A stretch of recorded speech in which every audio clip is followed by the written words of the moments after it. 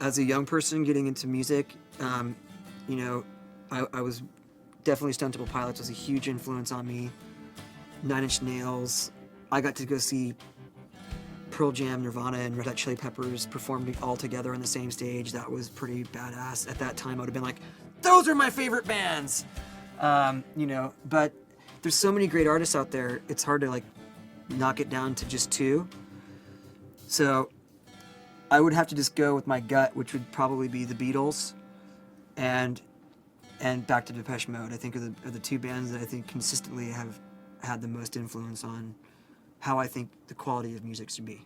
You know, the creative process is just such an interesting thing, and it changes from day to day. So going into the studio, it could be one day, it could be, you know, Mike and Brad like banging spoons on that pillar and miking it to get like a weird sound, and then creating something percussive out of it. I mean, I've played everything from, you know, clapping, stomping my feet. We had a party in the studio once and recorded that. That's the beginning of Bleed It Out. Anything can happen in a day of the studio. And at the same time, we could have a room full of drums and plan a bongo session, and it just never happens because it just feels stupid to sit around and play bongos in a room, you know? So, you know, anything can happen in the studio. I don't care how creative you are.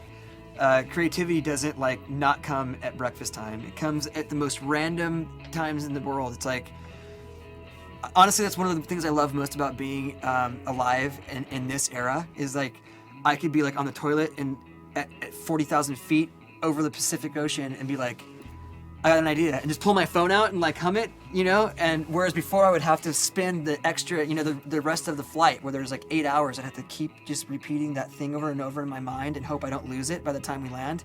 It's pretty funny, but as a kind of tradition, I like to, you know, remember what it was like to not have a record out and not be in a big band, and the excitement of hearing your songs on the radio for the first time.